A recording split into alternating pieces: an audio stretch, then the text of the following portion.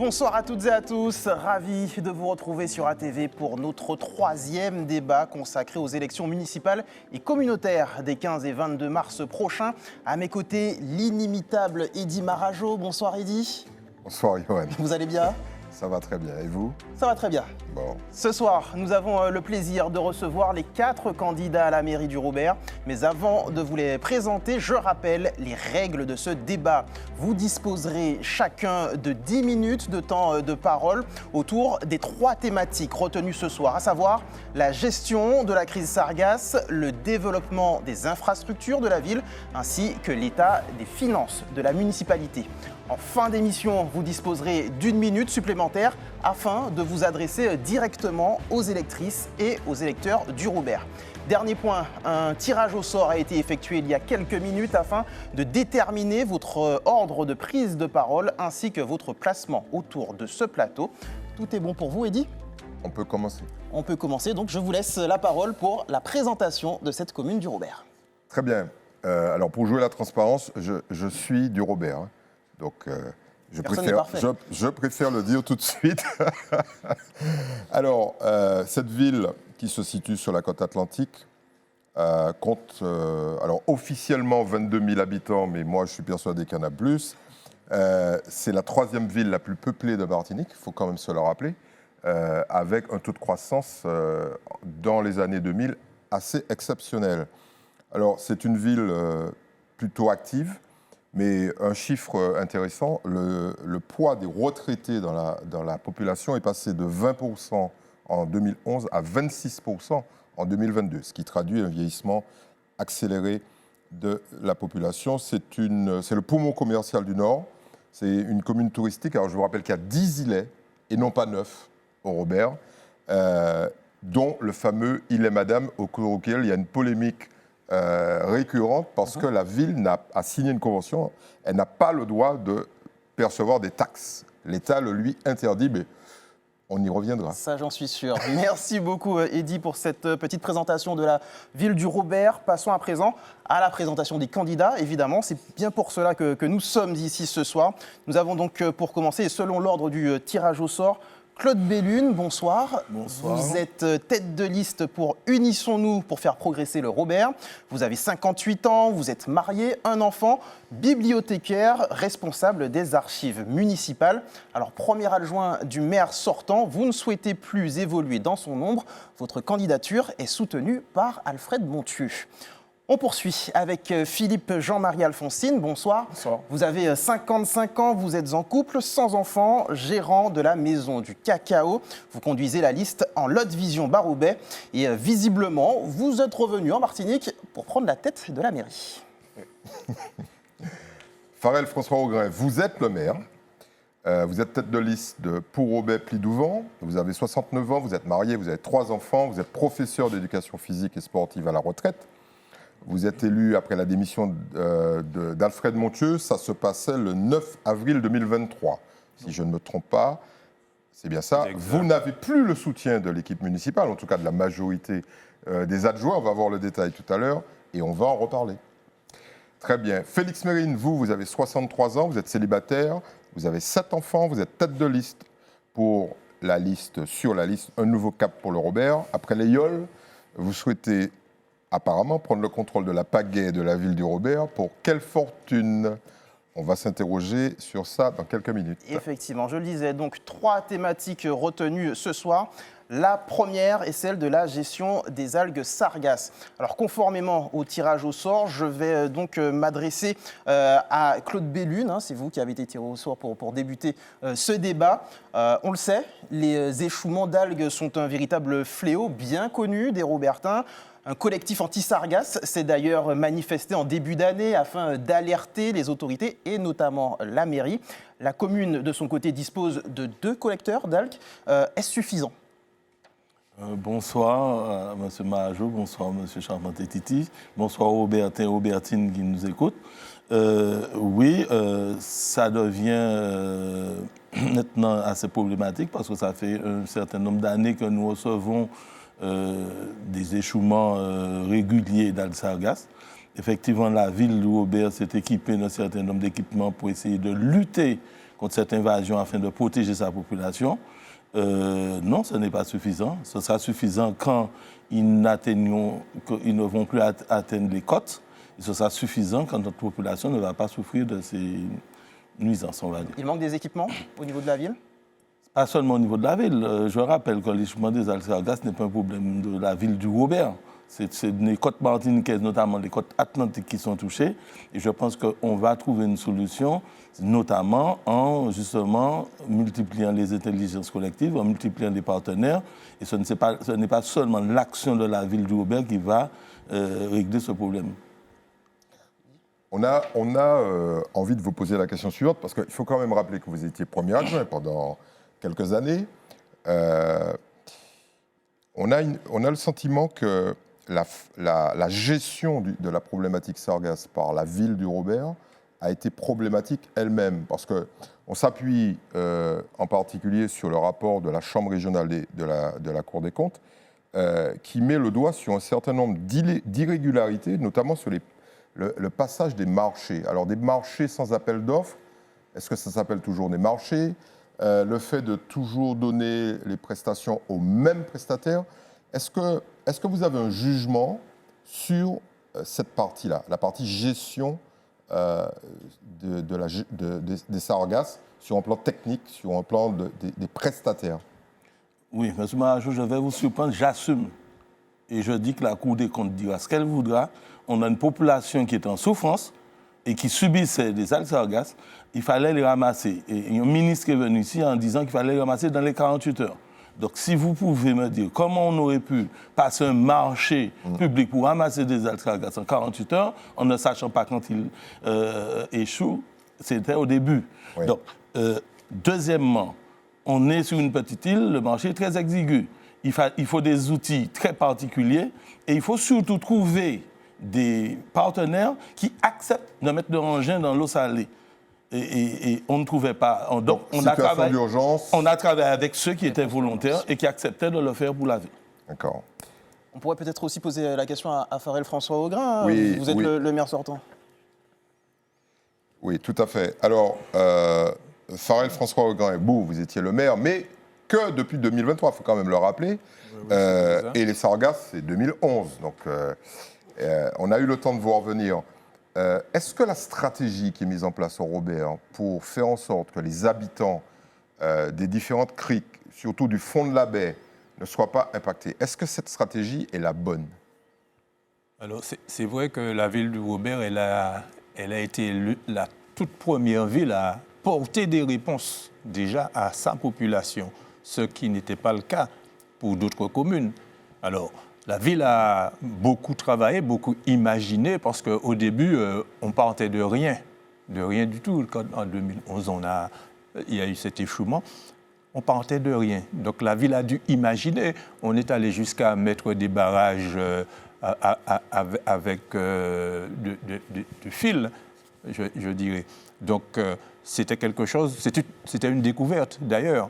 Donc on a avec un certain nombre de camarades, je dirais, on est allé dans l'eau, on a essayé de nettoyer.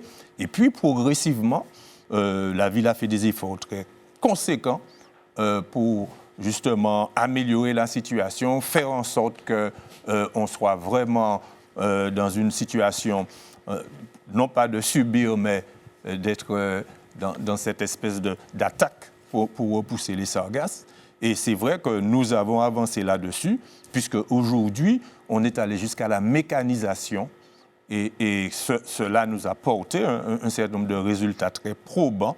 Mais je dirais que la ville a une contribution très forte. Et il s'agit pour nous de ne pas être dans cette contribution, mais avec justement tous les partenaires et notamment l'État.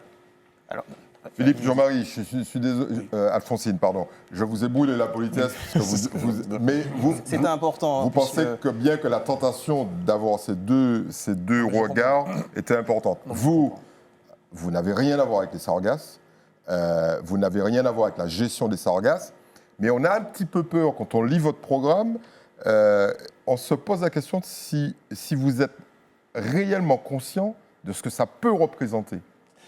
Le dérapage budgétaire, par exemple, de la ville du Robert est lié à l'intégration des dépenses liées à Sargasses. Je comprends votre interrogation. Alors, je voulais juste corriger une chose, c'est que je ne reviens pas en Martinique, j'ai toujours vécu en Martinique. Et donc, vous avez dit que je reviens en Martinique. Donc, j'habite la Martinique, je n'ai pas bougé. Vous n'avez pas bougé? Je n'ai pas bougé. Je suis Robertin et j'ai toujours été Robertin. Je pense qu'il y a dû y avoir une petite erreur. Non, on vous a écouté parler, on a mal traduit. D'accord. Alors, ce qu'il faut savoir, c'est que la question des sargasses qui envahit la Martinique depuis des années a été traitée à une manière que je trouve courageuse. Le Robert a bien travaillé sur le traitement des sargasses avec la gestion des filets. Mais aujourd'hui, quand moi j'arrive en politique, vous comprenez que la gestion des sargasses, qui dure depuis 15 années, on ne peut pas traiter une urgence avec des filets pendant tout ce temps. Et donc, il faut à un moment donné passer un cap. Et donc, le cap, c'est de pouvoir réfléchir de manière durable. Et c'est important de noter de manière durable. Alors, quelle solution? Et de manière durable. Parce que les gens nous écoutent, oui, c'est ça. Non, mais c'est ça. Et donc, vous comprenez bien que quand je parle de mettre en place un enrochement sur la baie du Robert, alors, vous savez, au Marigot, vous savez, si vous allez au Marigot, les marins pêcheurs, ils avaient mis un enrochement. Ça n'a pas empêché les sargasses de faire le tour. Non, parce que c'est pas. Non, parce que vous voyez bien là aussi. Ils ont fait un enrochement pour empêcher que la mer vienne bouger les bateaux, mais ce n'était pas pour les sargasses. C'était pour les bateaux. Mais on voit bien que quand les sargasses arrivent au niveau de la roche, ça s'arrête, ça fait le tour. Bon, vous voyez, Grand-Rivière, il y a un enrochement. C'est pour essayer d'illustrer les choses. C'est possible. Aujourd'hui, nous, ce qu'on souhaite, c'est de faire un enrochement sur la baie, sur 1,4 km, oui, et qui peut coûter 4 millions d'euros, oui. Face à la situation financière de la ville, il va falloir réfléchir de manière stratégique, et c'est ce que je dis et je répète, de manière stratégique, une phase, une deuxième phase et une troisième phase. Phaser le projet pour qu'il soit en lien avec les finances de la ville. Vous avez dit qu'on va en discuter tout à l'heure des finances. Oui. Je vais vous expliquer tout à l'heure. Ah ben oui, il y a une thématique de finance. Farel François Augrin, pour de nouveau respecter l'ordre de parole qui avait été défini en amont. Une autre question sur ce volet Sargasses, plutôt du côté sanitaire. On l'a constaté à plusieurs reprises l'année dernière, notamment les élèves du collège Robert III ont été mis en sécurité. Ils ont été évacués de leur établissement, on va dire ça comme ça. S'il paraît logique de protéger effectivement les plus jeunes, quid des autres franges de la population qui, elles aussi, sont exposées aux algues sargasses? Alors c'est vrai qu'elles sont exposées, ces populations. Et c'est vrai également que la ville, avec une forte contribution, je dirais, de l'ARS, a beaucoup travaillé justement pour accompagner ces populations. Donc nous ne sommes pas restés simplement à observer et à analyser. Non, avec l'ARS notamment, nous avons permis la prise en charge de nombreux de nos citoyens, de nos administrés, et à travers, je dirais, des dépistages quant à l'évolution de leur situation au niveau de l'ARS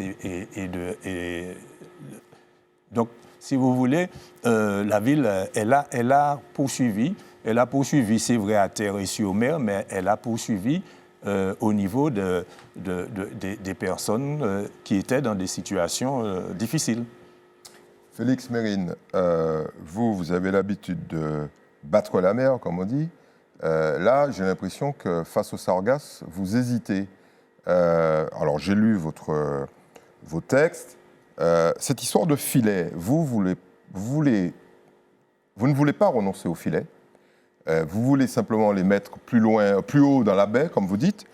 Alors, il y a un candidat qui, lui, renonce au filet, parce qu'à 250 000 € le kilomètre de filet, il faudrait environ 15 km pour protéger toute la baie, soit 3,7 millions d'investissements en filet, alors qu'un filet, les filets actuels, au bout de 6 mois, ils sont fatigués. Et puis ça dépend également de la force de la mer. Quelle solution? Tout d'abord, bonsoir, parce que je n'avais pas dit bonsoir à les téléspectateurs de la TV. Bonsoir à tous. Surtout bonsoir aux Robertine et aux Verpriens et aux Verpriennes. Tout d'abord, je n'ai pas dit que les filets. Ah non, je ne suis pas.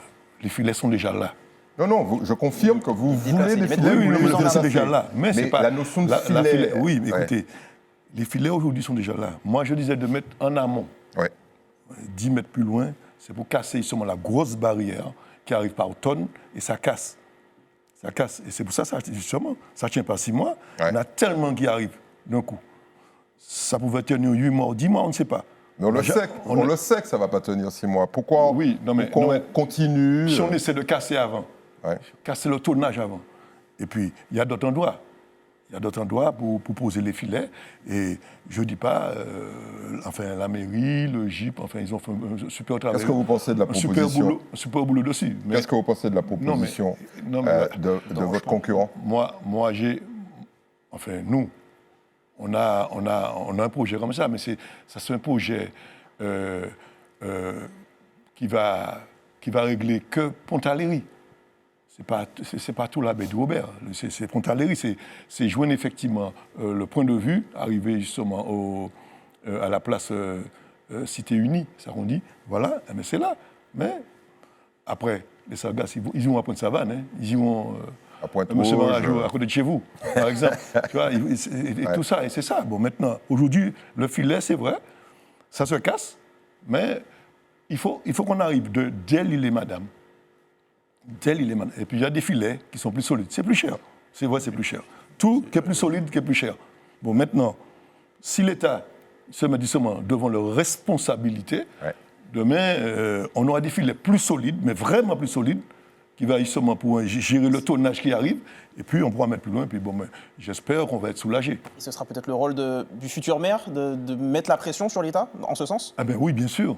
Mais écoutez, Comment faire? quand ça arrive à terre, avec tous les maires, je pense qu'avec tous les maires de l'Atlantique qui sont vraiment impactés tous les jours, on va se mettre ensemble, justement, qu'on puisse aller justement vers Paris, pour qu'on puisse effectivement se débattre sur ce sujet grave. Et en plus, c'est la santé publique. C'est vraiment un cas de santé publique. Aujourd'hui, il faut justement que l'État puisse prendre ses responsabilités. Il faut qu'il prenne les responsabilités, ça c'est clair. Maintenant, ce qu'on veut faire justement, c'est laisser sur l'eau pour eux. Il faut qu'on arrive à barrer ça sur l'eau pour eux. Comme ça, ils vont venir ramasser, et puis après, il ne faut pas que ça arrive à terre. Claude Bellune, on sait que le taux de chômage dans cette commune du Robert est assez élevé, l'un des plus élevés en Martinique. Lorsqu'on regarde cette problématique de Sargasses, la gestion de ce fléau, ne pourrait-elle pas permettre justement de développer une véritable économie locale et donc, par ce biais, impliquer les Robertains et les Robertines qui sont en recherche d'emploi? Vous faites le lien entre le chômage et les Sargasses. Déjà, nous sommes dans la plus grande problématique, c'est que nous sommes dans une législation européenne. Si on veut utiliser les Sargasses dans une logique économique, il faut d'abord que les chercheurs se mettent à travailler et qu'on nous fasse des propositions pour pouvoir valoriser ce produit. Donc, si on arrive à le valoriser dans le respect des normes européennes, je sais que dans d'autres pays, on l'utilise pour l'agriculture, on l'utilise pour les sols, mais on nous dit à nous aussi qu'il y a des métaux lourds, etc. Donc, s'il y a une solution, on est d'accord. Ça apporte un petit quelque chose à une petite part de la population puisqu'il faut les ramasser, mais je ne pense pas que ce soit une aubaine. Mais je pense que la ville du Robert a d'autres atouts pour pouvoir combattre le chômage. On va en parler plus tard, mais je pense qu'il y a un développement, M. Marajo l'a indiqué, qui est assez visible, et je ne pense pas que ça nous apporte un retour suffisant. Mais honnêtement, je ne pense pas que les algues Sargasses soient une bénédiction pour résoudre le chômage en Martinique. C'est nécessairement un levier économique. Philippe Jean-Marie Alphonsine, vous, qu'est-ce que vous pensez de la rémunération des pêcheurs? Ça aussi, ça pourrait être une alternative, parce qu'il semblerait qu'ils soient plutôt bien rémunérés pour aider à la collecte des sargasses en mer.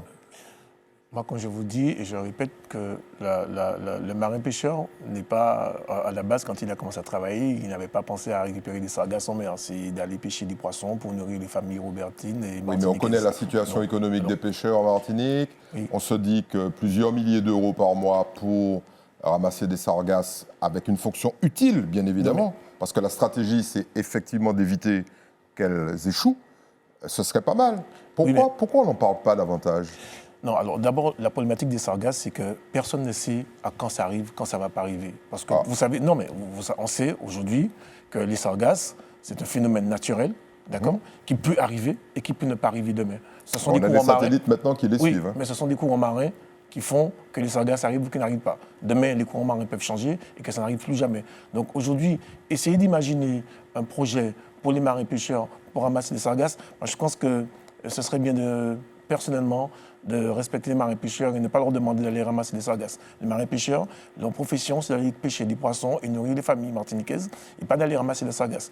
Et comme je vous ai dit, je pense qu'aujourd'hui, il est temps pour chaque élu martiniquais de penser à l'aménagement d'urbanisme de son territoire pour que dans les années à venir, parce qu'on parle déjà de 15 années, donc pour que dans les années à venir, on ait pensé à l'aménagement de son territoire pour faire face à cette invasion qui est... parce que vous savez, il y a des familles derrière qui nous écoutent, qui sont en train de se poser des questions et qui souffrent énormément. Ouais. La question des filets, la question de ramassage des sargasses, c'est une chose. Mais aujourd'hui, il y a une autre priorité, c'est la santé des personnes qui vont arriver chez eux, des sargasses qui échouent. Et donc aujourd'hui, il faut que nous, on prenne le pas maintenant pour demain, pour les 10-15 prochaines années. Très bien. Alors, il vous reste quelques secondes pour avoir une uniformité totale du temps sur cette thématique-là. Monsieur François Augrin, vous souhaitiez apporter des précisions. Je souhaitais apporter un complément à l'information, puisque au niveau de la ville, on travaille beaucoup là-dessus. Hein, les sargasses, on a fait beaucoup d'expériences. On a été comme un laboratoire, je dirais, à ce niveau. Et nous avons pris une orientation au niveau des algues sargasses et de chercher les meilleurs filets, la qualité de filet qui existe, bien sûr pas en Martinique, mais sur le territoire français, notamment dans les communes du littoral, etc. Et cette année, nous rentrons sur une expérience avec une qualité de filet qui est utilisée justement à Marseille, entre autres, là où il y a quand même des bateaux qui sont très résistants. Et donc ça demeure une expérience, mais nous pensons qu'avec cela, nous pourrons avoir une avancée au niveau, je dirais, de ces algues. François Augrin. Félix Mérine. Un dernier mot, Félix Mérine, peut-être à la lumière de tout ce qu'on a entendu. Oui, non, mais c'est bon, juste pour dire, par contre, justement, ce qui pèse beaucoup sur les villes, sur les communes, c'est qu'aujourd'hui, je pense qu'il faudra inverser les trucs. C'est les communes qui vont acheter les filets, puis après, c'est sur facture. Moi, j'aurais proposé que le GIP, justement, l'acheter, et le matériel, et puis mettre à disposition des communes. Comme ça allait vraiment soulager la trésorerie de la ville. Merci messieurs, vous avez plutôt bien respecté la consigne des 3 minutes par candidat par thématique. On va donc passer à la deuxième grande question qui nous intéresse ce soir, celle des finances de la ville. Alors on va rentrer directement dans le vif du sujet, Eddy, avec le maire sortant, Farel François Augrin. La Cour des comptes épingle le Robert sur la gestion de ses finances, avec une forte dégradation à partir de 2023, avec notamment cette année-là une fête patronale à plus de 150 000 €. Des explications ? Vous comprenez qu'il insiste sur 2023, parce que c'est en 2023 que vous devenez maire. Oui, je deviens maire en 2023. Mais la situation s'est dégradée par le jour où je suis devenu maire. En amont, on avait déjà ces difficultés au niveau de la ville. Enfin, je dis des difficultés. Bon, la ville a des moyens qui sont vraiment contraints, puisque, comme vous savez, la ville intervient dans de nombreux domaines aujourd'hui. Et puis, c'est vrai qu'on pourrait penser que la situation, elle est particulièrement difficile. La ville a quand même poursuivi, elle a continué à travailler, elle a continué à permettre à nos concitoyens de pouvoir bénéficier d'un certain nombre d'éléments qui font qu'il n'y a jamais eu de rupture, je veux dire, avec la population. Et il y a une situation qui existe, c'est vrai. Cette situation, elle ne nous empêche pas de travailler, d'avancer, de continuer à servir nos populations. Et vous observerez que le service qui est fait à la population, qui est rendu à la population, continue à être de qualité. La chambre est sévère quand même. Et la chambre, oui, mais la chambre, elle est sévère. Alors, allons lister chambre, les reproches. Elle fait son job. Elle vous dit Oui. que vous n'avez pas, quand je dis vous, c'est l'équipe municipale, bien évidemment, ce n'est pas vous à titre personnel, que vous n'avez pas arrêté le tsunami des charges de personnel. Ça, il y avait des recommandations dessus. Vous avez une problématique majeure de trésorerie.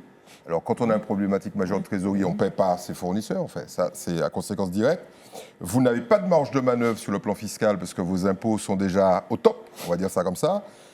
Donc, il conclut en disant que la situation est fragile, mais pas catastrophique. C'est déjà pas mal. Et puis, vous avez quand même une bonne note. Il faut qu'on soit juste. Vous n'avez pas de problème d'endettement. D'autres villes sont des situations dramatiques parce qu'elles accumulent aussi, elles cumulent en fait des problématiques d'endettement. Mais vous avez un risque majeur. Si vous êtes réélu maire, vous avez devoir subir une pression encore plus forte. Enfin, quel que soit le maire. Oui, mais quel que soit le maire, mais bon, on y est obligé, bon, on y est contraint. Mais comme je vous le disais, la ville continue à fonctionner et nous essayons autant que possible de poursuivre le travail à un niveau peut-être, je dirais peut-être inférieur, mais quand vous regardez, nous avançons. La ville, elle a sa capacité de pouvoir avancer. Bon, elle a une capacité d'endettement qui fait que les choses se ralentissent, mais nous avons des priorités. Gardez du temps pour pouvoir répondre éventuellement. Oui. Alors, Claude Bellune, j'ai envie de vous poser cette question également. Certes, vous vous présentez face au maire sortant, mais vous êtes aussi comptable de cette situation, puisque vous étiez dans l'équipe municipale depuis de nombreuses années déjà.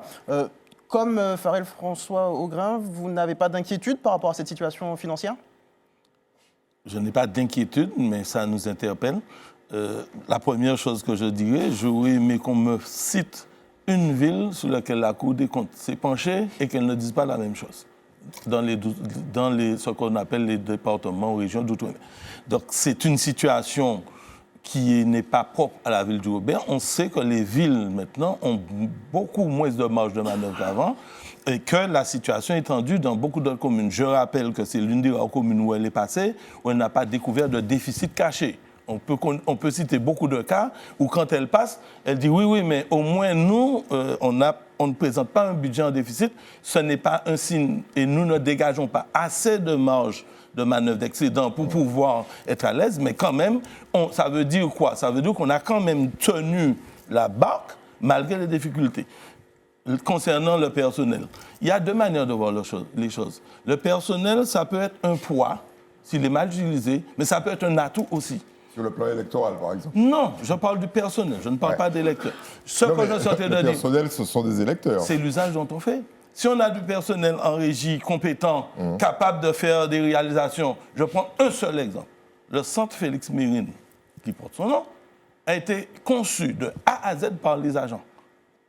Donc si vous avez un personnel qui est efficace et qui travaille, ça vous soulage de passer des marches, etc. C'est peut-être pas bien pour l'économie, la relance, mais je veux dire que si on a un personnel qui est efficace, c'est vrai que ça peut coûter, mais ça dépend de l'usage dont on fait. Mais on peut encore se permettre en 2026 d'embaucher en mairie ? Je n'ai pas parlé de moi, je parle du personnel qui est là. Maintenant, à partir de maintenant, est-ce qu'on peut se permettre d'embaucher ? Je vous dis que oui. Pourquoi ? Parce que tant qu'on est dans le système dans lequel on est, il faut comprendre, quand vous avez pris le pari de mettre en place des garderies, vous avez pris le pari de mettre des agents d'animation dans les écoles, et quand vous avez un organisme comme la CAF qui vous dit qu'il faut de tant de personnes pour tant d'enfants, qu'est-ce que vous faites ? À un moment donné, il faut qu'on se pose la question de l'efficacité du système, mais on ne peut pas simplement rejeter sur le personnel de la ville l'ensemble des difficultés qui sont liées plutôt au fait que la DGF baisse, c'est-à-dire la dotation globale de l'État baisse, que nous avons moins de partenaires pour financer nos projets. Et je pense qu'au lieu de se focaliser uniquement sur les agents, il faut se focaliser sur les sources de revenus qui se raréfient. Alors, bien évidemment, la problématique est celle du futur.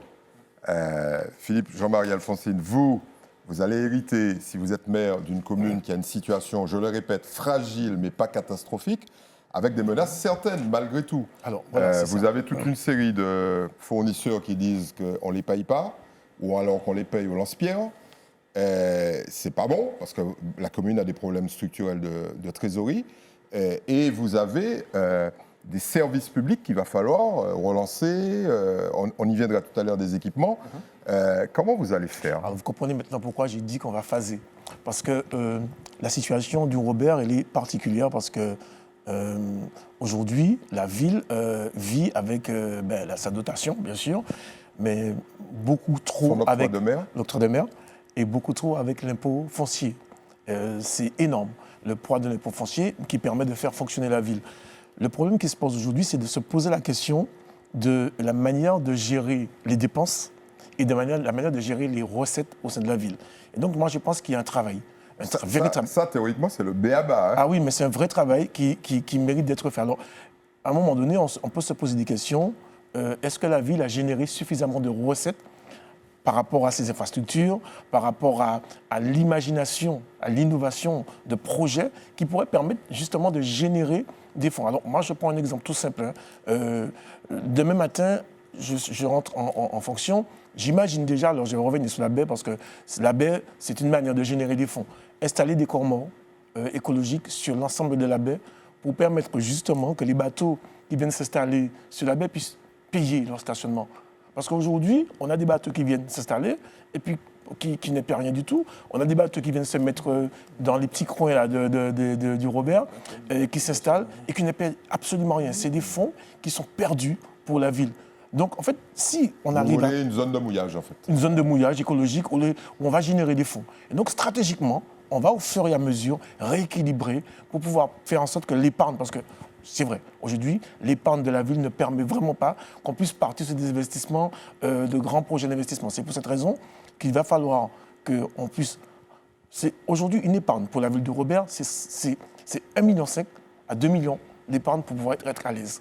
Aujourd'hui, on ne l'est pas, on est très loin de cette épargne-là. Donc, il va falloir faire en sorte que sur les prochaines années à venir, on va y aller. On va faire en sorte qu'on puisse apporter à la fois sur les recettes et sur les dépenses. Félix Mérine. Allez-y. Alors, Félix Mérine, vous êtes chef d'entreprise.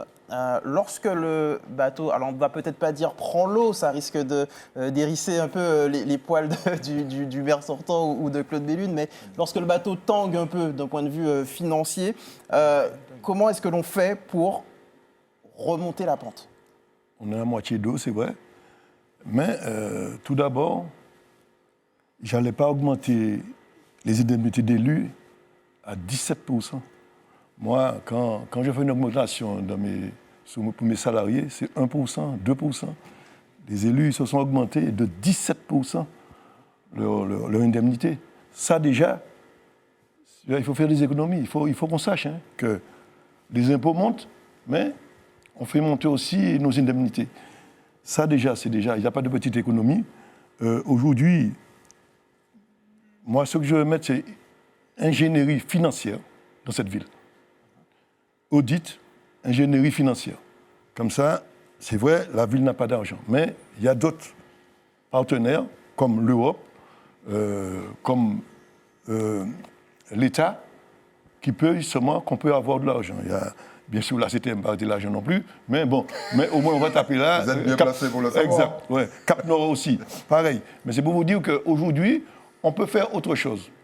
Parce que vous rendez compte, moi j'aime bien regarder les autres, parce que moi, comme je ne suis pas, on dit que Mérine passe à parler, mais moi, Mérine, ça a compté.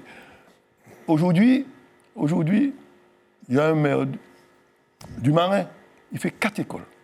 4 écoles dans 6 ans. Aujourd'hui, un maire à Saint-Joseph, ils font un stade, ils font une piscine, ils ont rénové toutes les infrastructures. En 6 ans, ce sont des chefs d'entreprise. Excusez-moi, et puis c'est tout. Maintenant, ce sont des chefs d'entreprise. Maintenant, aujourd'hui, c'est vrai, je vais prendre un nouveau cap. Vraiment un nouveau cap pour cette commune, pour redresser déjà notre ville, et puis après, pouvoir comment on peut investir mieux. Très bien.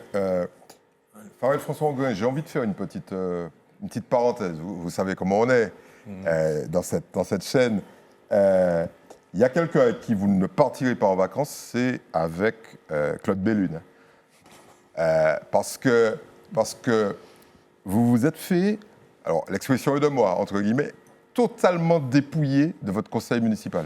Alors je vais les citer. Alors évidemment, Claude Bellune est sorti, il était premier adjoint, Oui. mais vous avez perdu Wiltor Arnay, 3e adjoint, Georgette Rangoli, 4e adjoint, Gladys Kohler, 6e adjointe, Nathaël Marley, 7e adjoint, Gina Griffith, Jean-François, 8e adjoint. Quasiment tous vos adjoints sont partis. Et puis, vous avez aussi perdu Julia Glagneux-Thionnard, Robert Dilibois, Livia Legros, Marie-Hélène Bord. Qu'est-ce que ça fait de voir tous les gens en qui vous aviez confiance vous quitter? Et surtout, qu'est-ce que ça signifie? Alors, avant de répondre à votre question, je reviendrai à un élément qu'a avancé notre collègue. Il a parlé d'augmentation des indemnités d'élus de 17%. Oui, on a vu ça dans la presse passée. Je pense qu'il ne s'agit pas du Robert. Je pense qu'il ne s'agit pas du Robert. Mes collègues qui sont là, je pense qu'on peut témoigner. Le Robert n'a jamais augmenté des indemnités d'élus pour les élus. Il va falloir que vous appeliez la Cour des comptes, parce que ça figure dans le rapport de la Cour des comptes. Oui, mais à notre niveau, il n'y a pas eu d'augmentation. Il n'y a pas d'augmentation et en plus, on a essayé autant que possible de porter une contribution envers les élus qui ont une délégation. Donc, je ne comprends pas comment expliquer cela. Alors, il vous reste 20 secondes pour répondre à ma question. Alors, concernant votre question, alors... Qu'est-ce qui s'est passé? Alors, qu'est-ce qui s'est... Il faudrait demander. Je vais lui poser la question. Il faudrait demander. Oui. Moi, j'ai toujours pensé et j'ai toujours évolué de façon loyale avec toutes les personnes avec lesquelles j'ai eu à travailler, que ce soit au niveau de la ville du Haut-Bermec, que ce soit professionnellement... Mais quand on perd 30% de son conseil municipal, qui va dans l'opposition et qui se Oui, mais vous savez, les trahisons, c'est pas elles n'apparaissent pas. Non, mais vous savez, et malgré cela, contrairement à ce qu'on pourrait penser, je suis aux élections avec une équipe. Ouais. Et puis, je suis fier d'avoir cette équipe. Je suis fier de l'avoir et vous verrez que ils seront fiers de voir mon équipe parce que c'est une équipe de personnes respectueuses, responsables, engagées. Et ce sont des personnes qui sont compétentes. Il y a de la jeunesse, il y a des âges moyens, il y a des personnes plus expérimentées. Et malgré ça, Farel François Augrin, il est debout aujourd'hui, il est toujours debout et il avance avec son équipe. Très bien.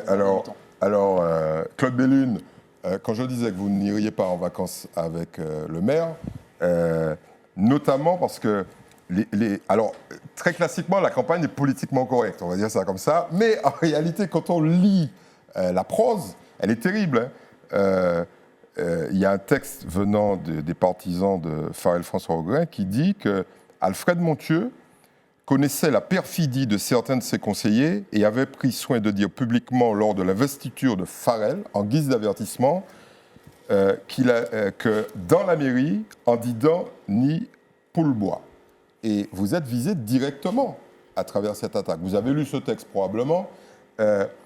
Qu'est-ce qui a mené à cette espèce de déchirement? Parce que vous étiez premier adjoint, ça se passait plutôt bien. Vous êtes là depuis plein d'années, on va dire ça comme ça. Rappelons que le maire, l'ancien maire, M. Monthieu, est là depuis 1997. C'est bien ça, hein? Alors, j'ai toujours été son premier adjoint. Qu'est-ce qui s'est passé, toujours, M. Bellune? Deux choses. Oui. Les propos d'Alfred Monthieu, certaines personnes se sont appropriées les propos d'Alfred Monthieu. Alfred Monthieu est encore vivant, il va répondre. Donc je ne réponds pas. Il vous soutient. Apparemment. Donc les Poulbois, il va dire c'est qui, à un moment donné. Donc je n'ai pas à aller plus loin que ça. Ouais. Et ceux qui s'approprient Alfred Monthieu, il ferait mieux de faire attention, parce qu'il est encore là. Et contrairement à ce que ces mêmes personnes disent, il n'est pas sénile. Et il a toute sa tête. Je ferme la parenthèse. Vous nous rassurez. Bien. Très bien. Deuxièmement, M. Marajo, en une phrase, quand vous êtes capitaine d'une équipe et que vous constatez que l'équipe ne vous suit pas, vous regardez, vous dites tout le temps « je suis seul ». Il a perdu 10 joueurs. Là. Vous devez peut-être de temps en temps vous interroger sur vos pratiques et vous demander mais pourquoi on ne me suit plus? C'est toujours la faute de l'autre. Donc tout le monde est devenu fou et il y a un seul responsable qui est debout et qui avance. Donc quand vous êtes capitaine d'équipe, vous devez vous assurer que l'équipe vous suit, que vous êtes en phase avec l'équipe et quand vous sentez qu'il y a un problème dans l'équipe, vous rassemblez l'équipe, vous discutez avec. Je ne sais pas, il y a une discussion en salle et nous. Il fait ses affaires, il continue. Alors les Robertins que j'ai appelés me disent, mais c'est quand même un peu paradoxal parce que M. Claude Bellune présente son équipe comme une équipe d'innovation et de renouvellement, alors que dans votre équipe, vous avez toute une série de gens qui sont là depuis des décennies. Non, il y a des... Non. Attention, il y a dans mon équipe, je suis issu de l'équipe, moi-même je suis élu depuis 2008. Oui. Je fais un gars de 1989. Ouais. Donc, ce n'est pas parce qu'on est dans l'équipe qu'on est là depuis des décennies. Ouais. La plupart des gens étaient dans l'équipe précédente, mais n'étaient pas là depuis des décennies. Ouais. Donc, au moins 2 mandats. Donc ça, c'est pour certains. Ouais. Et deuxièmement, on complète l'équipe avec des gens qui arrivent avec du sang frais et du sang neuf. Mais je répète qu'en 2026, il y a des élections, pas pour gérer la ville en 89, mais pour la gérer sur les années à venir. Donc on peut avoir fait un chemin à un moment donné et se dire à un moment donné, on peut apporter une autre vision. Eh bien, je pense que tout le monde est à peu près au même niveau. Non, mais ça... Alors, Philippe Jean-Marie Alphonsine, vous avez un petit déficit de temps de parole. Oui. Et Félix Mérine également. Donc, on va commencer par vous, Philippe Jean-Marie Alphonsine. Peut-être pour revenir plutôt sur la question des finances. Eddy vous a demandé tout à l'heure comment vous comptez financer tous ces projets. On sait qu'il y a une incapacité aussi dans cette commune à mobiliser des recettes financières. Est-ce que ce n'est pas là finalement le principal souci de la commune? La moitié des subventions pour les sargasses n'ont pas été touchées. Oui. Non, mais alors, d'abord, je l'ai dit, mais alors, il y a un moment donné où il va falloir aussi que l'on puisse être capable d'aller chercher les financements extérieurs. Deuxièmement, il va falloir qu'à un moment donné, on puisse être capable d'aller lister ce qui donne, c'est-à-dire l'Europe, quelles sont les priorités que fixe l'Europe avant d'aller mettre sur papier un projet. Parce que l'Europe a des priorités. Et donc, ces priorités, il faut les connaître, il faut les comprendre et puis aller les chercher. Avoir un personnel aussi capable d'aller chercher les financements possibles pour pouvoir répondre aux problématiques de la ville. Parce qu'on ne peut pas rester stagné, en train de se dire comment on va faire. Et plus on va se poser des questions, plus on va devoir toquer sur la population pour aller chercher leurs impôts. Donc, c'est pour cette raison qu'il va falloir absolument qu'on aille chercher de manière stratégique sur les 6 années qui nous seront données, de manière stratégique, les moyens financiers qu'il faut aller chercher. Rassurez-nous, vous ne touchez pas aux impôts. Non, pas du tout, mais c'est ce que je veux dire. Alors, il y a eu peut-être... Non, mais je dis que si on continue comme ça, dans les 15-20 prochaines années, ben, finalement, il va falloir les toquer. Et c'est ça le gros problème. Il faut absolument que l'on puisse arriver à trouver en innovation des moyens pour faire entrer de l'argent. Bon, je voudrais répondre à M. Mérine qu'il n'est pas le seul chef d'entreprise présent ce soir, puisque je suis aussi chef d'entreprise. Donc, je n'ai jamais dit que... Non, j'ai dit que... Ah, ok, d'accord. J'ai voulu répondre et dire qu'il n'est pas le seul chef d'entreprise. C'est très important. C'est juste une précision, voilà. Alors, Félix Mérine, vous êtes en retard en termes de temps d'environ 2 minutes, c'est bien ça? C'est ça. Donc, vous avez le temps de développer après ma question. Après ma question. Quand vous étiez où, Félix Mérine? Parce que pendant 6 ans, là, on sait que vous étiez à bord de bateau, que vous avez gagné, regagné, que vous êtes revenu. Mais cette commune vous intéresse vraiment? Eh bien oui. Vous voulez vraiment être maire? Ah bien oui, bien sûr. Parce que cette ville m'a construit. Cette ville m'a tout donné. Aujourd'hui, vous savez, je fais 60 salaires. Je suis dans les 3 départements. 80% de mes salariés ont moins de 38 ans. Ça veut dire que je sais que c'est de donner aux jeunes du travail. Je n'ai jamais profité du système. Jamais. Jamais. J'ai travaillé dur pour arriver sur le... Pour aller plus loin, sommes beaucoup pour l'étude, parce que moi, effectivement, pour la CTM, je sais que les gens, tout à l'heure, ça va venir. Mais quand je fais... On va vous dire, mais je me suis retiré. Non, monsieur Mangajo, il n'y a pas de problème. Je me suis retiré. Oui. Pas de problème. Mais ils m'envoyaient le mandat quand même. Mais je l'ai renvoyé pour eux. Je l'ai envoyé pour vous. Faire une belle caméra en l'air. Félix Mérine nous renvoie Alors, tout l'argent pour que pour les la gens CTM. comprennent, voilà, Tu vois, pour que les gens comprennent bien, théoriquement, vous avez droit, entre guillemets, à une indemnité, Voilà. un salaire, on va Voilà. dire ça comme ça, Voilà. et vous prenez le salaire, vous le Je renvoyez. le renvoyais pour la CTM. Ouais. C'est tout. Je ne suis pas là. Non, écoutez, aujourd'hui, je veux servir mon peuple. Je ne veux pas venir pour me servir. Mais pas du tout. La Aujourd'hui, vraie question, Félix Mérine, la vraie question est la suivante. Vous n'allez pas leur refaire le coup de la CTM au Robertin. non. Non, Parce que c'est vous ma vie. êtes arrivé à la CTM, Oui, et mais- vous avez dit à la Chimie, bon, Mambo et puis ça. Non, bon, écoutez, qu'on n'a pas la main, Ouais. vous savez, je l'ai fait en yole. C'est vrai, ça a fait ça a donné. Je l'ai fait avec mes entreprises, vous voyez, ça a donné. Écoutez, quand j'ai la main, j'arrive à enlever quelque chose. Donc vous n'aviez pas la main Ouais. à la CTM. Et Mais pourquoi non. vous n'avez pas démissionné? Ça arrive. J'aime pas, tu vois, j'aime pas fâcher les gens. Tu vois, je suis un gars très, j'aime pas. Mais aujourd'hui, je vous dis, aujourd'hui, ça, c'est vrai. Vous risquez de fâcher personne ici, parce que personne Non, ici non, je n'était à la sais. CTM. Oui, d'accord. Ah, vous craignez de fâcher Serge Exactement. Letchimy. Voilà, enfin, Ah, oui, d'accord. enfin, pas Voilà. lui seulement. Oui. Pas lui seulement, parce que c'est un groupe. C'est l'équipe. Mais c'est pour vous dire que moi, qu'on n'a pas la main dans un truc, c'est clair que Ok. on ne peut pas marcher. Monsieur Marajou. Très rapidement, François Augrin. Quelques puisque secondes, hein. votre temps Oui, est non, écoulé quelques normalement. secondes très rapidement. Non, mais je ne peux pas laisser passer des propos aussi mensongers. Tout de même, Farel François Augrin a été, je dirais, intronisé par Alfred Montieu et a continué à travailler.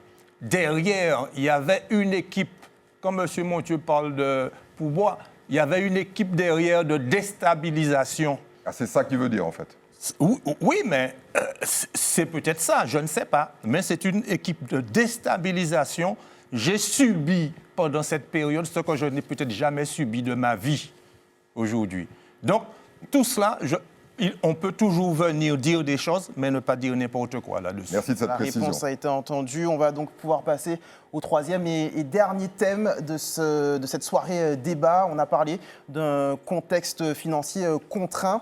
Intéressons-nous donc maintenant aux infrastructures de la commune du Robert.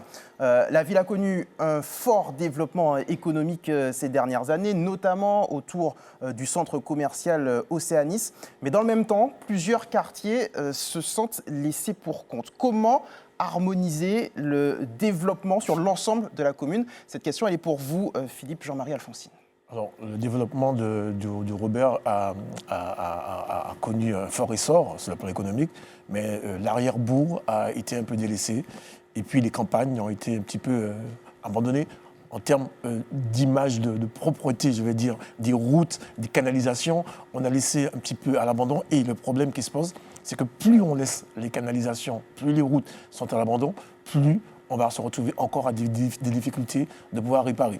Alors, la mise en place de projets sur le centre-bourg du Robert devra passer par un projet d'aménagement du Cobaril jusqu'au bout, en faisant en sorte que l'on puisse ramener le commerce de proximité, le commerce local, pour mettre en concurrence le commerce local face au commerce industriel que nous avons aujourd'hui, puisqu'on sait que les familles ont besoin de faire un choix dans leur alimentation. Donc ça, c'est une première chose. Et puis, il faudra redonner de la vie au monde associatif. Parce que derrière les associations, ce sont des bénévoles qui viennent s'occuper des enfants, des jeunes de la commune. Et s'ils n'ont pas les moyens nécessaires pour pouvoir évoluer, comme je prends le cas de l'éclairage des stades, du Robert et de la Sévère-Pré, y compris pour Luigi Monero et de l'Estrade, il faut que nous puissions penser à leur donner des moyens d'éclairage qui soient tournés vers l'écologie. Coupler le solaire à l'électrique serait peut-être une solution d'économie durable pour permettre d'éclairer nos stades. Donner des moyens aux associations, c'est redonner espoir à la jeunesse et c'est aussi redonner espoir à la prévention. Parce qu'on a une délinquance qui augmente et si nous ne mettons pas le paquet dedans, on va se retrouver avec une jeunesse. Parce qu'aujourd'hui, quand on a des jeunes qui se retrouvent embrigadés en Martinique et qui ne peuvent pas voyager, bon, aujourd'hui, c'est vrai que c'est un peu difficile de parler de voyage, mais leur proposer la possibilité de voyager, eh bien, nous, ce qu'on a dit, c'est que dès notre entrée, on va créer un service de coopération internationale pour permettre d'accompagner les jeunes qui veulent voyager et bouger à travers le monde, stage, formation, emploi, y compris voyage et découverte. Farel François Augrin, Ce n'est pas mentir que de dire qu'il y a des problématiques relativement importantes sur les équipements publics du Robert. Vous en êtes conscient, en particulier sur les routes communales, sur certaines écoles, maternelles et primaires, le stade du Robert. Alors ça, ce n'est pas directement vous, mais vous avez des stations d'épuration qui ne sont pas du tout aux normes. Et je ne vous ai pas entendu beaucoup taper du poing sur la table. Il y a un problème sur ça, sur les équipements. Ce n'est pas à la hauteur, semble-t-il, d'une ville de plus de 20 000 habitants. Est-ce que sur ça, vous êtes à la fois conscient et vous avez un vrai souci d'amélioration, d'investissement sur les équipements publics? Il est évident que nous sommes conscients de cela. Mais nous y travaillons. Nous continuons à travailler, justement, que ce soit sur les équipements, où aujourd'hui, nous avons eu à un moment une difficulté due à un état, je dirais, désastreux de nos engins. Vous savez, nous avons, pour entretenir autant d'équipements, il faut des engins appropriés et proportionnés. Il paraît que parfois vous avez un exemplaire d'un équipement. Donc nous avons un exemplaire, mais nous en avons peut-être 4 ou 5 chez le mécanicien au garage. Et pourquoi? Et pourquoi? Parce que les engins, ils sont adaptés à un territoire où l'herbe est plane, est verte, etc., où il n'y a pas de cailloux. Mais chez nous, vous savez, les terrains sont accidentés. Et donc, les engins s'abîment. Nous avons eu à laisser des engins pour réparation pendant 3-4 mois, parfois même 5 mois. On est en attente. Et c'est ça notre grosse difficulté. Nous avons des engins, et je crois que c'est peut-être l'une des villes qui a quand même un nombre très important d'engins. Nous sommes obligés parfois de travailler avec le François en collaboration pour nous permettre d'avoir... Mais la situation, elle est particulière, elle est très difficile. Mais nous continuons à avancer, nous continuons à réparer et à faire en sorte que nos équipements puissent être servis de façon, je dirais, qualitative. Claude Bellune, on a entendu parler de plusieurs projets d'envergure ces dernières années, mais qui ont du mal visiblement à voir le jour. Je pense à cette fameuse médiathèque annoncée depuis environ 6 ans, Eddy, si je ne me trompe pas. Ah non, projet 2017. 2017, encore plus longtemps. Comment on explique que ces projets ne voient pas le jour? Alors, vous parlez de la médiathèque, je vais répondre très succinctement. La médiathèque, ce n'est pas un projet, donc c'est un bâtiment qui est déjà en cours de construction. Comme beaucoup de bâtiments, malheureusement, elle a été érigée pendant la période du Covid. Donc, il y a eu un coup d'arrêt, effectivement. Et au moment de reprendre, on tombe sur la guerre en Ukraine. Les structures sont métalliques. Le coût du marché initial et le coût de revient au moment, on estime à peu près 2 millions d'écarts. La ville a été très courageuse et s'est opposée en disant un marché est un marché. L'État a signé un texte en disant il faut tenir compte et donc il fallait repartir dans des recherches de financement pour financer le bâtiment. Encore manque de pauvres. On arrive à la fin du PO parce qu'il y a beaucoup de fonds européens, parce qu'on parle de fonds européens. Donc, nous nous sommes inscrits dans le nouveau PO. Donc, ça devrait commencer. Mais entre-temps, les entreprises, elles ne sont plus là. Donc, on est en train de reprendre le projet. Et ce n'est pas seulement la médiathèque. Je veux vous citer même là, c'était avec le pôle universitaire de santé que vous voyez, a subi le même coup d'arrêt, c'est les mêmes problématiques. D'ailleurs, Félix Maire, il n'est pas content du tout parce que le bâtiment qui porte son nom, il paraît qu'il est un peu fatigué. Mais non fatigué. Il va nous en parler. Je ne pense pas que c'est le bâtiment le plus fatigué, mais ce n'est pas... C'est pas le bâtiment le plus fatigué. Bon, cela étant dit, vous avez parlé de ça. Ouais. Très franchement, de manière plus globale, je pense qu'il faut qu'on soit réaliste et que l'état des finances publiques, je ne parle pas seulement de la ville du Robert, de l'état des financeurs, et nous sommes dans une crise qui est mondiale. On est dans une période où il faut, comme on peut dire, s'attacher la ceinture.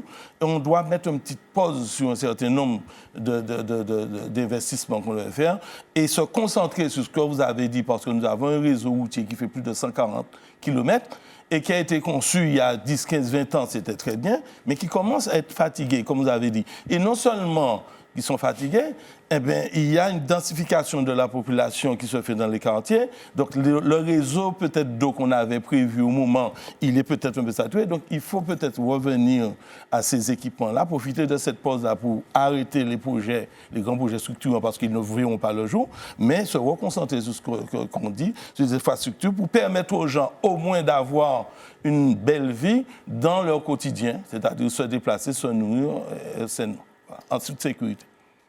Merci Claude Bellune. Eddy, je vous laisse Oui, je la parole. taquinais Claude Bellune sur un équipement qui porte le nom de Félix Mérine.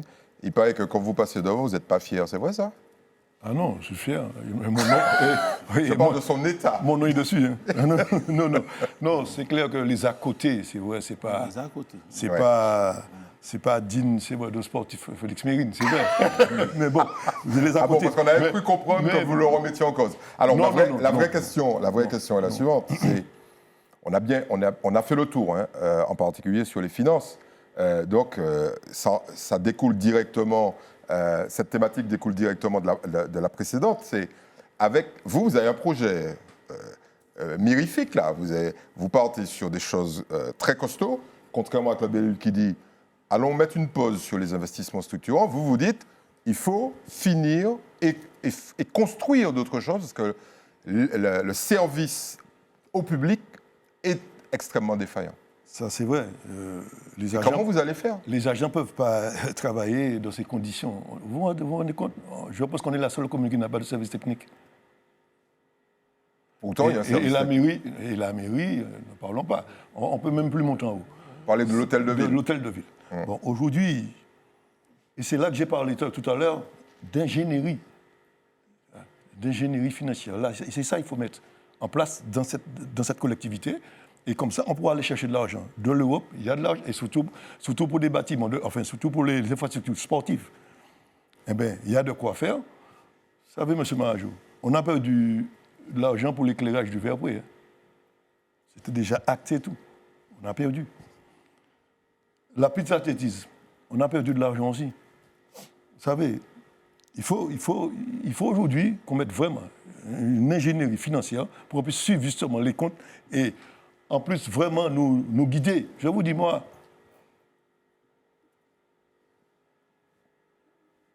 je ne suis pas, comme on dit, comme on met la compétence, il faut mettre la compétence au service de l'intelligence. Parce que c'est vrai, moi, je ne suis pas un gars qui va faire de grandes phrases, c'est pas possible, c'est pas vrai. Je connais mes limites. Mais par contre, au niveau gestion, au niveau comment voir l'avenir, je pense que le petit Yoler, il a fait ses preuves. Il a fait ses preuves. Mais une Yole, ce n'est pas une mairie. Hein. Je sais, justement, c'est ça. Mais ce sont des hommes que tu as dirigés. Ce sont des mers que j'ai traversées. Et il fallait changer de cap tout le temps. C'est une mairie pareille. Il va falloir faire avec tout, justement, les changements, pas d'argent, avoir l'argent, des infrastructures qui sont en train d'être dégradées. Eh bien oui, il faut encourager. Eh bien, tout ça, justement, j'ai appris ça. La mère m'a appris ça. C'est changer de cap quelquefois et puis aller dans la bonne direction. Ah, très bien. En sens du Très, courant. très, très rapidement, ça veut dire que si vous êtes élu, dans les 6 ans de mandature, vous vous engagez à reconstruire cette fameuse piste d'athlétisme, à réparer l'hôtel de ville, à investir cet argent? Non, je n'ai pas cette prétention-là. Non. Ce que je dis aujourd'hui, on va mettre justement le service d'ingénierie justement en service. Et puis ils vont me dire, d'ailleurs, première chose, audit. L'audit financier. Ça c'est clair. Ce que font tous les nouveaux. Ah non, mais là, élus. sérieux, par contre, sérieux. Ça coûte cher, c'est vrai. Ça coûte cher. L'audit coûte très cher. Mais aujourd'hui, il faut. Écoutez, il faut qu'on arrive à voir, on va où, côté nous va aller. Où qu'on arrive. Quel chantier on va aborder. On n'ira pas aveuglement. Hein. Je vous dis, je suis chef d'entreprise. Hein. Il ne faut jamais oublier ça. Il vous reste 1 minute pour rattraper vos, entre guillemets, compétiteurs. On a du mal à comprendre que vous n'ayez pas dénoncé tout ça depuis très longtemps. Parce que je rappelle aux téléspectateurs que vous étiez candidat aux législatives, je crois. Tout à fait. C'est bien ça, Oui. 2022. 2022. Voilà. Mais après, on vous a pas entendu. Qu'est-ce qui s'est passé? Pourquoi le silence sur une situation que vous vivez au quotidien? Alors, je veux d'abord vous rappeler que je suis un citoyen, d'accord? Et que je vis comme tous les citoyens la situation de la ville et j'en parle. Je n'ai jamais été intégré en politique. Ouais. Je me suis lancé aux législatives comme allez-y. citoyen. Ouais. Et donc, aujourd'hui, moi, ce que je souhaite, c'est pouvoir intégrer le Cénacle. Ouais. Et donc, une fois que je serai engagé en politique, donc, la première mission, d'ailleurs, ce que je veux dire à M. Mérine, c'est que l'audit est tout à fait normal. Quand on rentre en fonction, pour la première fois, on a besoin d'avoir un audit pour essayer de comprendre. Parce qu'on a un compte administratif de 2024. Aujourd'hui, on ne sait pas encore qu'est-ce qui a été en 2025. Ouais. Donc, on sait qu'il n'y a pas très longtemps, le conseil municipal a engagé des dépenses pour 2026. Ça veut dire que lorsqu'on va rentrer, il y a des dépenses qui sont déjà engagées qu'il va falloir respecter. En Donc, février, il y a un conseil municipal consacré à voilà. ça. Donc, il y aura le conseil d'orientation budgétaire qu'on va revoir. Et donc, tout cela est important. Aujourd'hui, moi, ce que je veux dire, c'est que j'ai été observateur en tant que citoyen. Aujourd'hui, moi, je m'engage pour être le futur maire du Robert. Et à ce moment-là, je prendrai la responsabilité qui me sera confiée par la population de mettre en place d'abord l'audit et d'engager les projets pour la ville du Robert. Merci beaucoup. Nous arrivons donc au terme de ce troisième débat consacré à la ville du Robert. Et pour la conclusion, vous le savez, vous aurez tous une conclusion d'1 minute où vous pourrez parler directement aux électeurs et aux électrices. On va donc débuter dans le sens inverse du tirage au sort. Félix Mérine, vous avez donc la parole. 1 minute pour parler à vos électeurs directement en face de la caméra. Chère Robertine, cher Robertin, chère Verprienne, cher Verprienne, c'est l'heure du changement. Je vous propose une nouvelle vision, un nouveau cap. Je vous demande de me faire confiance, de nous faire confiance. Vous m'avez vu pendant plus de 30 ans dans mon sport. C'est vrai. Et vous m'avez vu encore pendant 30 ans ce que j'ai pu faire pour cette ville, au niveau économique et au niveau sportif. Dès le 15 mars, faites le choix du changement. Faites voter Félix Mérine pour la liste Un nouveau cap pour le Robert. Et puis, ce que je voulais ajouter aussi, nous ne sommes pas nés, mais on le devient. Merci beaucoup, Merci. Félix Mérine. 1 minute, c'est respecté. Merci à vous. François Augrin, c'est à vous. 1 minute face à la caméra pour convaincre vos électeurs. Oui, merci. Alors, à tous mes compatriotes, les administrés, Robertine, Robertin, nous avons un cap à poursuivre. Nous avons des chantiers en cours. Nous avons à poursuivre le travail important que nous avons entrepris, que ce soit au niveau des écoles, la qualité des écoles qui sont construites et qui demeurent sur le Robert, que ce soit à d'autres niveaux où la ville intervient de façon très forte. Nous pouvons dire que cette ville, elle tient le cap, elle est sur un bon cap. Ce cap nous permettra d'avancer avec l'ensemble de nos concitoyens. Personne ne sera oublié sur les carreaux. Et donc, la ville va vraiment engager un combat important pour faire avancer Merci beaucoup, cette ville. Farel François Augrin. On poursuit avec Philippe Jean-Marie Alphonsine. 1 minute pour convaincre vos électeurs et vos électrices. À chacune et à chacun des Robertiens et Verpriennes, je veux m'adresser à vous avec sérieux parce que l'engagement au sein d'une collectivité nécessite rigueur, nécessite une gestion qui soit à l'attente de la population. Avec l'équipe qui m'entoure, je souhaite pouvoir apporter les réponses que vous attendez depuis de très longues années. Je veux rendre hommage aux femmes et aux hommes qui ont dirigé ces 6 dernières années la ville du Robert. Et je veux leur dire que le moment est venu de passer le relais à une nouvelle génération et à une nouvelle vision. Notre vision Robert, dès le 15 mars, apporte-nous la voie la voie pour apporter les réponses à ce que vous attendez depuis de très longues années. Merci. Merci beaucoup Philippe Jean-Marie Alphonsine. Et on va donc conclure avec vous, Claude Bellune, comme vos camarades. 1 minute donc pour conclure ici. Amis Aubertin, Aubertine, de tous nos quartiers, de toutes les contrées du Robert, vous avez le 15 mars un choix à faire.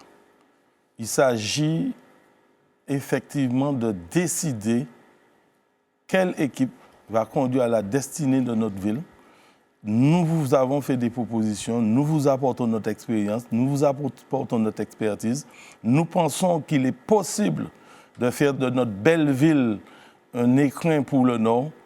Nous pensons que notre ville a du potentiel, même si nous sommes conscients que nous passons une passe difficile financièrement, mais c'est le cas de toutes les collectivités. Nous vous demandons de nous faire confiance, de nous rester unis.